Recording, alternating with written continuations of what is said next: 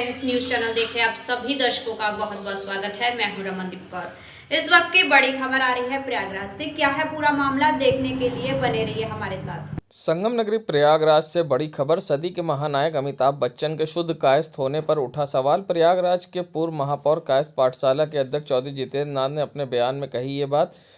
Asia के सबसे बड़ा ट्रस्ट कायस्थ समाज ने अमिताभ बच्चन को ट्रस्ट का सदस्य बनाने से किया इनकार। कारण जानकर आप भी हो जाएंगे हैरान। पिता हरिवंश राय बचपन तो शुद्ध कायस्थ थे और वे कायस्थ समाज के ट्रस्ट के सदस्य भी थे, फिर भी क्यों कायस्थ समाज उनके पुत्र यानी अमिताभ बच्चन को शुद्ध कायस्थ नहीं मानता। आइए आपको बताते हैं कायस्थ ट्रस्ट के अध्यक्ष चौधरी जितेंद्र नाथ का बयान आपको सुनाते हैं। उनका कहना है कि अमिताभ बच्चन के पिता हरिवंश राय बच्चन की पत्नी यानी अमिताभ बच्चन की दूसरी मां जाति से आती हैं, इसीलिए उनका पुत्र शुद्ध कायस्थ नहीं है। मुंशी काली प्रसाद ने जब इस ट्रस्ट की स्थापना की थी तो अपने बायलॉज में यही नियम बनाए थे कि शुद्ध कायस्थ ही इस ट्रस्ट का सदस्य बन सकता। चौधरी जितेंद्र नाथ के इस बयान से सियासी गलियारों से लेकर बॉलीवुड तक छिड़ सकता है बवाल। आखिर अमिताभ की कास्ट क्या है? अभी तक पूरे देश उन्हें कायस्थ जाति का एक चेहरा मान रहे थे। बड़ा सवाल अब खड़ा हुआ है और बड़ी बहस भी है। रहा है सर, इसमें क्यों विवाद हुआ है और इसको क्यों उनको? कोई विवाद नहीं हुआ है।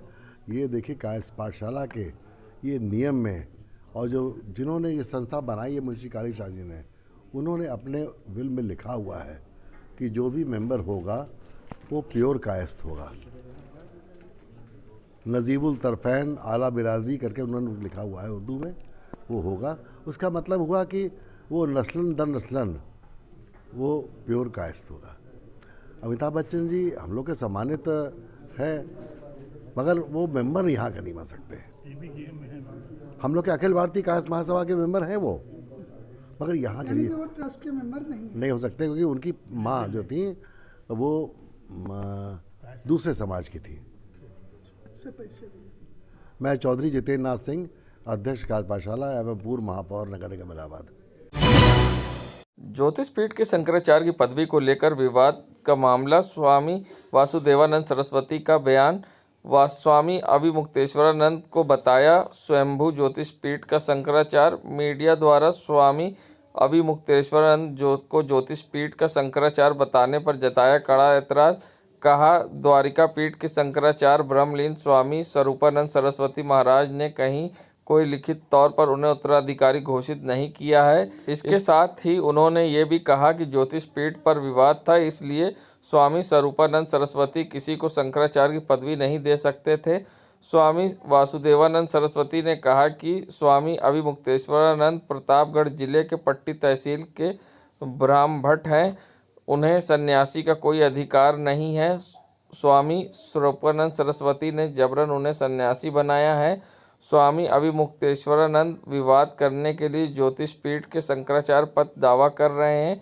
कहा स्वामी अभिमुक्तेश्वरानंद ना ही ज्योतिष पीठ के शंकराचार्य हैं और ना ही आगे रहेंगे। कहा उन्हें गुरु स्वामी स्वरूपानंद सरस्वती की ज्योतिष पीठ के शंकराचार्य नहीं थे। श्री राम जन्मभूमि ट्रस्ट क्षेत्र में के वरिष्ठ सदस्य स्वामी वासुदेवानंद सरस्वती महाराज आपसे प्रश्न करेंगे कि उनको किसने शंकराचार्य बनाया और किससे सन्यास लिया उन्होंने, और उनको सन्यास का अधिकार किसने दिया। ना तो उनको सन्यास का अधिकार है, ना स्वामी स्वरूपानंद जी महाराज ने उनके संबंध में कुछ लिखा, न उनको घोषणा की। मीडिया वाले कहें उनको शंकराचार्य, बात दूसरी है, क्योंकि मीडिया को बहुत सी सुविधाएं मिल सकती हो, दे सकते हैं, इसलिए मीडिया वाले प्रचार करें, हम उसको मना भी नहीं कर सकते, लेकिन मीडिया को ऐसा नहीं करना चाहिए। महाराज जी उनका दावा गलत है, इसकी क्या आधार कहा जाता है? उनका सत्य होने का क्या प्रमाण है? उन्होंने तो बहुत सारी बातें कही हैं, लेकिन वही बात सामने आ जाए तो हम उसका जवाब दें। उनके सत्यता का आधार क्या है? स्वरूपानंद जी महाराज ने लिखा है कुछ? नहीं। किसी शंकराचार्य ने उनको घोषित किया है? ज्योतिष पीठ का मैं शंकराचार्य हूँ, मैंने घोषित नहीं किया। स्वरूपानंद जी विवादित शंकराचार्य थे, उन्होंने घोषित नहीं किया। अपने आप को बने तो कोई क्या करेगा? और मीडिया उनको प्रचारित करेगी।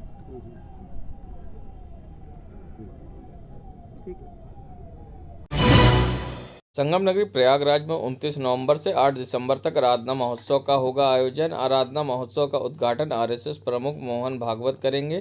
स्वामी वासुदेवानंद सरस्वती के आलोपी बाग स्थित आश्रम में आयोजित होगा कार्यक्रम। इस कार्यक्रम में ज्योतिषपीठ के शंकराचार्य ब्रह्मलीन ब्रह्मानंद सरस्वती महाराज की 150वीं जयंती श्रद्धापूर्वक मनाई जाएगी।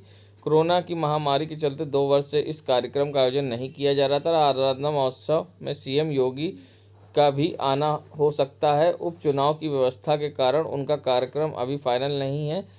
वहीं इस पूरे मामले पर क्या कुछ कहना श्री राम जन्मभूमि तीर्थ क्षेत्र के ट्रस्ट के सदस्य स्वामी वासुदेवानंद सरस्वती महाराज ने जानकारी देते हुए क्या कुछ कहा है, आइए सुनाते हैं। 29 नवंबर से 8 दिसंबर तक यह आराधना महोत्सव अब की प्रस्तावित है और इसमें हमारे परम गुरुदेव श्रीमद् ज्योतिषपीठोद्धार्य जगतगुरु शंकराचार्य श्रीमद् स्वामी ब्रह्मानंद सरस्वती जी महाराज की 150वीं जयंती हम मना रहे हैं, सारे शताब्दी महोत्सव। यद्यपि 2 साल पहले मनाया जाना चाहिए था, परंतु कोरोना कारण नहीं मनाया जा सका और अब की हम उसको स्मृति में ले आ रहे हैं। 29 तारीख को कार्यक्रम का उद्घाटन माननीय हमारे राष्ट्रीय स्वयं संघ के सरसंघचालक मोहन भागवत जी करेंगे और आचार्य जितेंद्र नाथ जी जो एक नाथ संप्रदाय के वर्तमान आचार्य हैं, वो श्रीमद् भागवत की कथा 8 दिन तक करेंगे। 30 तारीख को महाराज जी का जन्मोत्सव मनाया जाएगा। 3 तारीख के बाद 4 तारीख को गीता जयंती है और हमारे पूर्वाचार्य स्वामी विष्णुदेव महाराज जी का जन्मोत्सव मनाया जाएगा। और 7 तारीख को हमारे गुरुदेव श्री ज्योतिषपीठाधीश्वर जगतगुरु शंकराचार्य श्री स्वामी शांतानंद सरस्वती जी महाराज का जन्मोत्सव मनाया जाएगा। 8 तारीख को विद्वत सभा है, प्रयाग मंडल के विद्वानों की उपस्थिति रहेगी और उनका पूजन होगा, उनका बंधन होगा, उनके व्याख्यान भी होंगे, जिसका संरक्षण मैंने बताया अभिराज राजेंद्र मिश्र जी करेंगे और अध्यक्षता कार्यक्रम की हमारे संपूर्णानंद संस्कृत विश्वविद्यालय के वर्तमान कुलपति श्री हरिराम त्रिपाठी करेंगे। मुख्यमंत्री जी का आने की संभावना है। अब चुनाव को देखते हुए वो कार्यक्रम निश्चित करेंगे जैसा आप समझेंगे उचित। महाराज जी, मुख्यमंत्री जी ने यहाँ से दिव्य कुंभ भव्य कुंभ 2025 की घोषणा भी कर दी है और इसके लिए तैयारियों की भी शुरुआत कर दी गई है। लेकिन संत समाज को प्रत्येक वर्ष कुंभ और माघ मेले के टाइम पे कई तरह की विवादों का सामना करना पड़ता है, तो इस बार कुंभ में आप किस प्रकार की सुविधाओं की मांग करते हैं और किस तरीके से इन सुविधाओं को देखना चाहते हैं? हमें तो जो प्रतिवर्ष सुविधाएं मिलती हैं उन्हीं की अपेक्षा है, उतना ही हमें कुंभ में मिलता है, हम उतने की अपेक्षा रखते हैं। हमें न मेला प्रशासन से झगड़ा करना है, न बहुत आवश्यकता है, बहुत लेकर के हम क्या करेंगे, पूरा प्रयाग क्षेत्र हमारा है।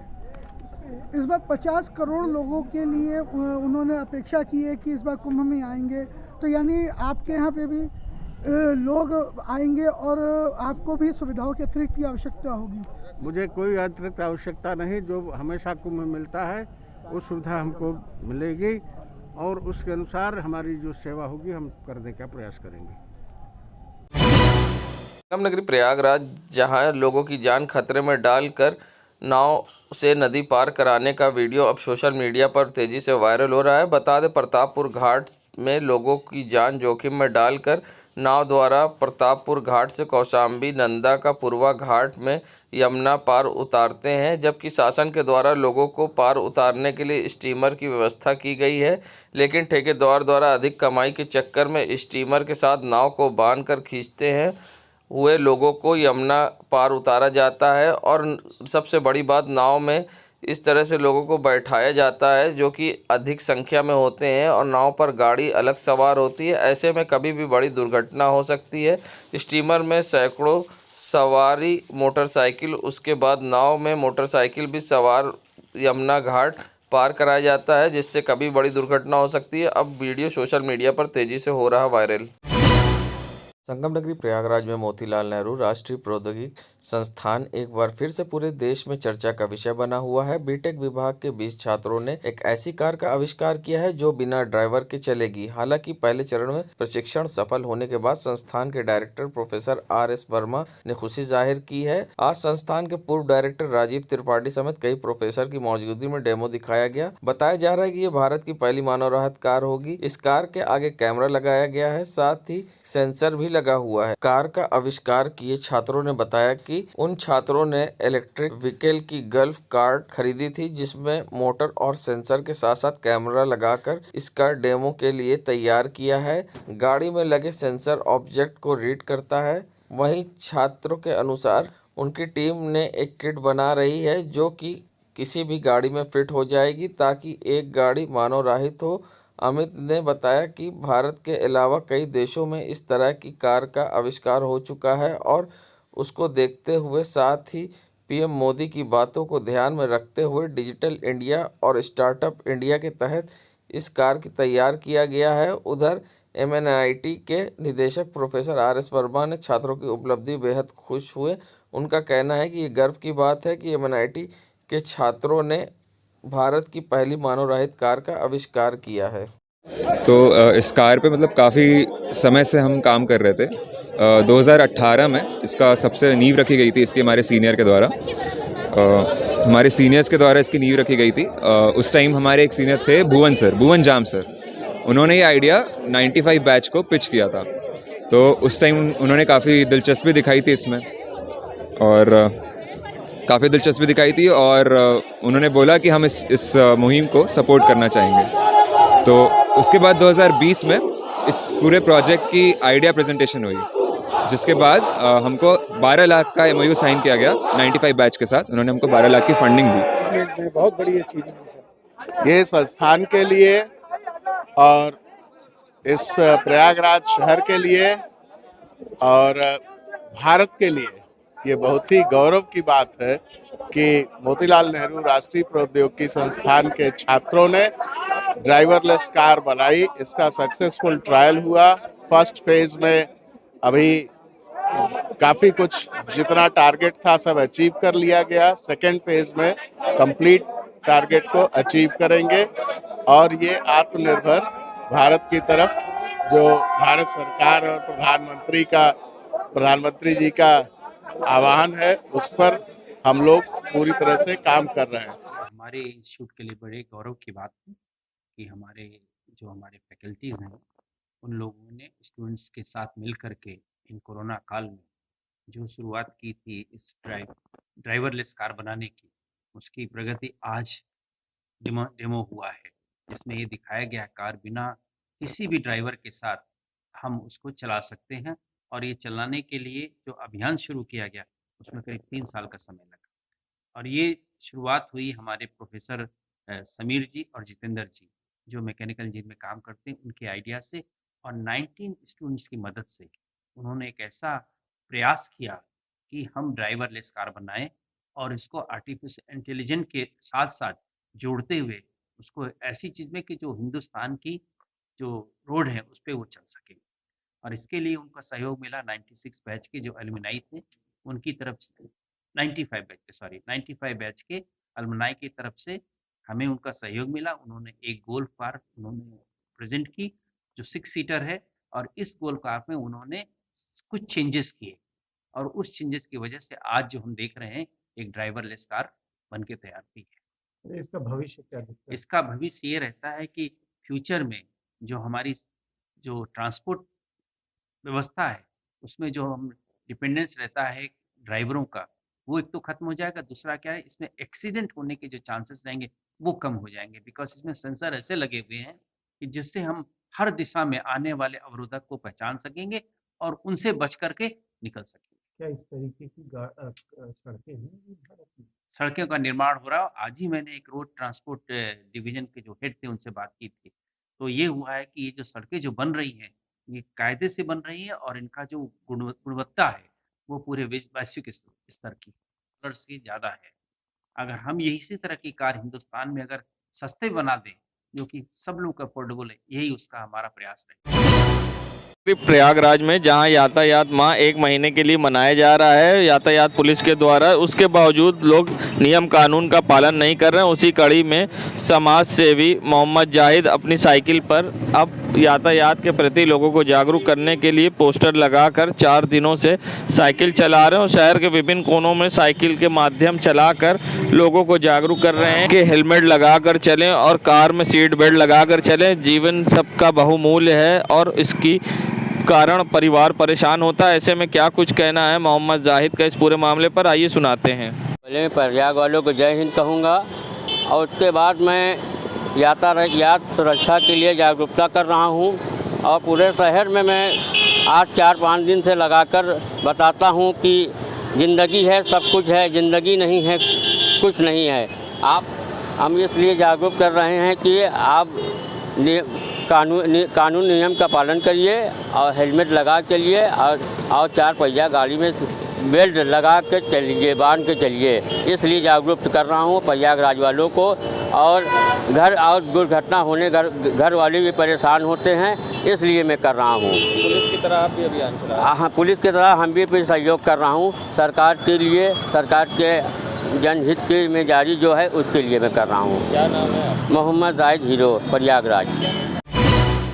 संगम नगरी प्रयागराज जहां यातायात माह चल रहा है, उसी कड़ी में लोग यातायात नियमों का उल्लंघन कर रहे हैं। ना ही लोग हेलमेट पहन रहे हैं और ज़्यादातर लोग गाड़ियों पर 3-3 लोग बैठकर गाड़ी चलाते दिखाई दे रहे हैं। तो उसी कड़ी में आज शाहगंज क्षेत्र के स्टेशन चौराहे पर अभियान चलाया गया और पुलिस के द्वारा अभियान चलाकर लोगों को यातायात के प्रति जागरूक भी किया गया। तो वहीं नियम कानून का उल्लंघन कर रहे लोगों का चालान भी किया गया। ज़्यादातर लोग गाड़ियों में बिना सीट बेल्ट के नज़र आए और ज़्यादातर लोग बिना हेलमेट के गाड़ियां चला रहे थे, जिसको लेकर शाहगंज पुलिस ने आज अभियान चलाया और कई लोगों का चालान किया गया है। बता दें, ये प्रयागराज जंक्शन चौराहे पर आज अभियान चलाया है जिसमें लोगों का चालान किया गया है। शाहगंज पुलिस ने यातायात माह के तहत ये अभियान चलाया है जिसमें चारों ओर घेराबंदी करके पुलिस ने यातायात नियमों का उल्लंघन कर रहे लोगों का चालान किया है और लोगों को हेलमेट लगाने के लिए प्रेरित किया।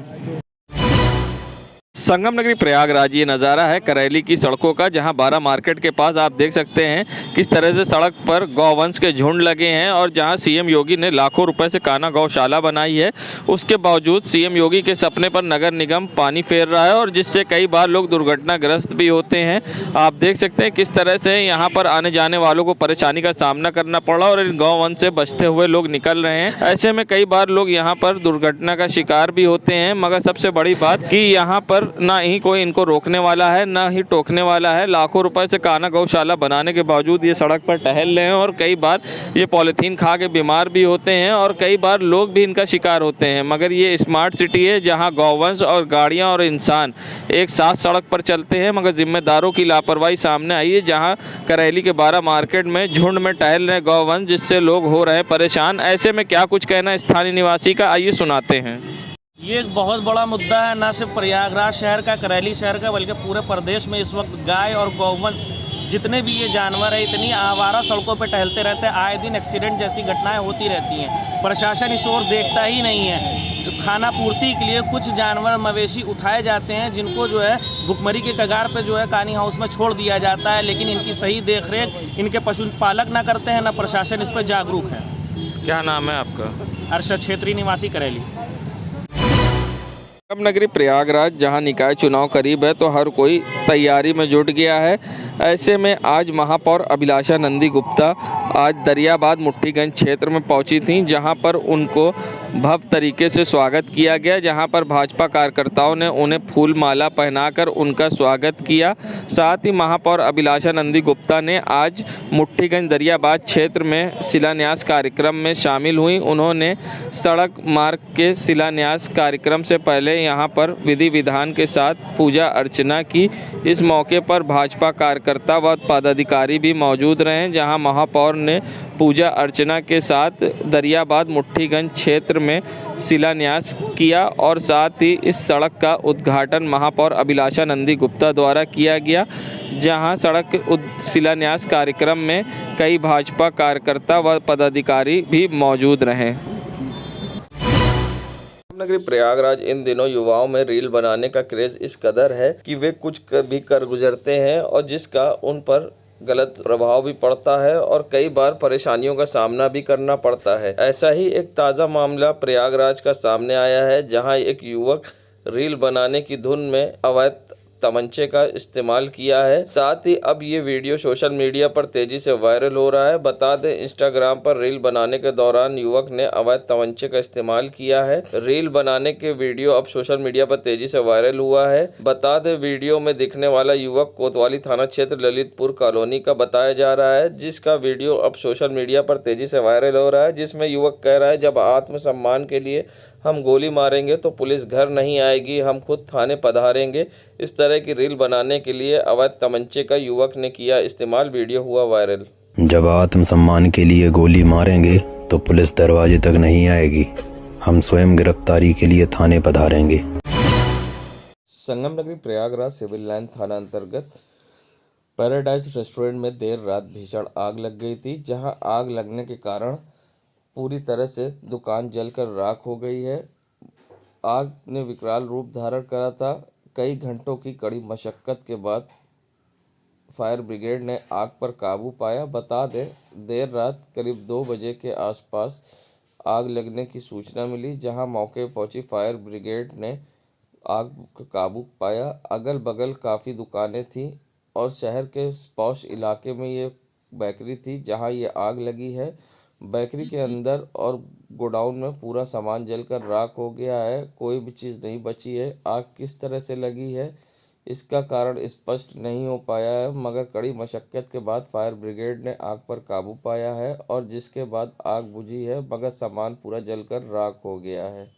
देश दुनिया की खबरों के लिए world media times news channel को सब्सक्राइब करें।